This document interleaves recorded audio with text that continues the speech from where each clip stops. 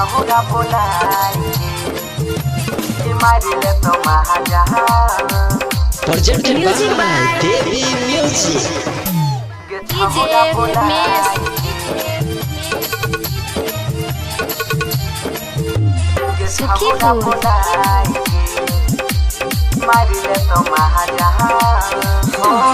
ढोरी लागे छौ कटोरी के जैसन रोजे देखाबै छी नया नया फैशन ढोरी लागे छौ कटोरी के जैसन रोजे देखाबै छी नया नया फैशन चलै छी कमर हिलाई के कि मारिले तो महाजहां गे छौरा बोलाई कि मारिले तो महाजहां गे छहुरा बोलाई के सुने ढोरी लागे छौ कटोरी के जैसन रोजे देखाबै छी नया नया फैशन चलै छी कमर हिलाई के कि मारिले तो महाजहां गे छहुरा बोलाई के हम मारिले तो महाजहां गे छहुरा बोलाई के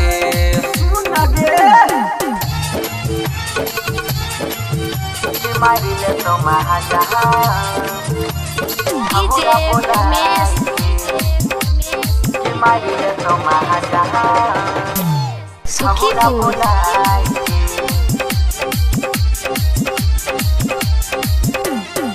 चलै छी देखाई के आपन चढ़ली जहावानी गे चढ़ली जहावानी हे गई देखी के मौका चौका मारतौ छौरा सुने रानी गे छौरा सुने रानी हाँ चलै छी देखाई के आपन चढ़ली जहावानी गे देखी के मौका चौका मारतौ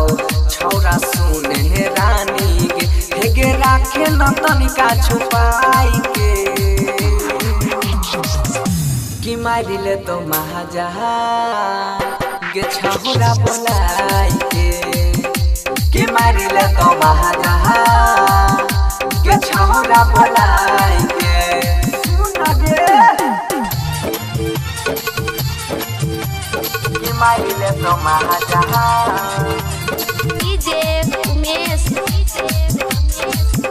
छहुरा बोलाई कि मारिले तो महाजहां गे छहुरा बोलाई छोटे छोटे कपड़ा में लौकै छौ जाने उठा के लौकै छौ जाने उठा लागे छै कि छौरा सबके दै छी रात के न्योता के दै छी रात के न्योता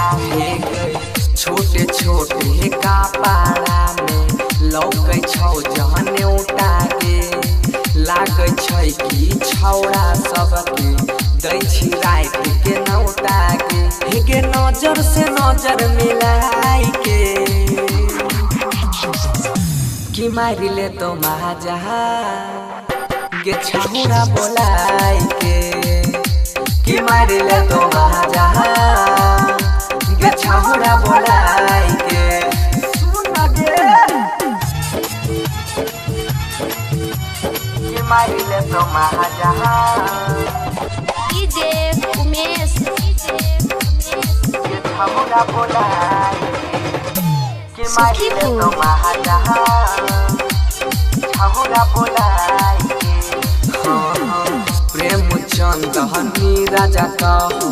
धारा माती दीवाना गे धारा माती दीवाना तोरे देख के लिखला का गाना आशुतोष राना गे छौरी प्रेम चंदनी राजा कहो धारा माती दीवाना गे तोरे देख के लिखला का गाना आशुतोष राना गे हेगे बनसी कहो समझाई के कि मारिले तो महाजहां गे छहुरा बोलाई कि मारिले तो महाजहां गे छौरा बोलाई के डोरी लागे छौ कटोरी के जैसन रोजे देखाबै छी नया नया फैशन डोरी लागे छौ कटोरी के जैसन रोजे देखाबै छी नया नया फैशन चलै छी कमर हिलाई के कि मारी ले तो महाजहा गे छौरा बोलाई के कि मारी ले तो महाजहा गे छौरा बोलाई के मार ले तो गे presented by Devi